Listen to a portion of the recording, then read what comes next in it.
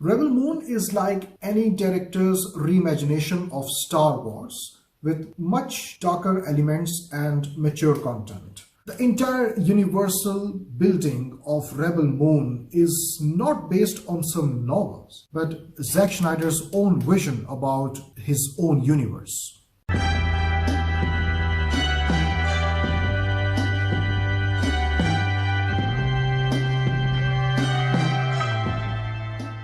Hey everyone, the Dark Knaik is here.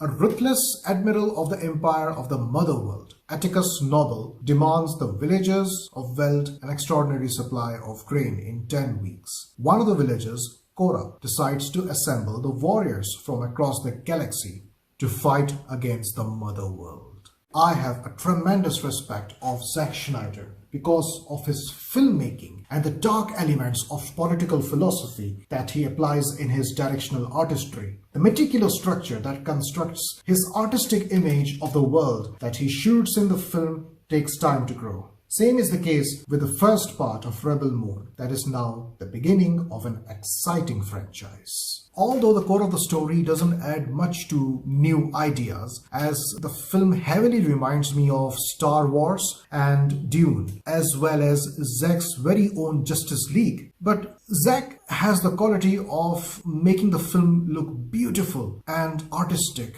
that pretty much covers the mediocrity of the story. After I got settled with the plot in the first 40 minutes, the growth of the screenplay got confined because the remainder of the film proceeded with Kora recruiting warriors after traveling to different planets and after watching their heroics against the oppression. Moreover, the introduction of the warriors who joined Kora's Justice League lacked character development. The final 30 minutes were interesting, but the screen time of the entire film is nearly 140 minutes, which is quite short for a space opera. And this is exactly why the characters of Titus, Nemesis, Blood Exe, and Tarak were unable to grow, nor their worlds were given enough minutes to understand, and therefore looked like mere theme parks to me. So what's the talking point of this film if the story is ordinary and the action sequences are just typical? I think it's the fictional universe and its aesthetics that are captivating. The entire universal building of Rebel Moon is not based on some novels, but Zack Snyder's own vision about his own universe. Rebel Moon is like any director's reimagination of Star Wars, with much darker elements and mature content. And after watching the trailer of the second part of Rebel Moon franchise, I think the vision is much clear that the film's plot elements are inspired from Akira Kurosawa's Seven Samurai.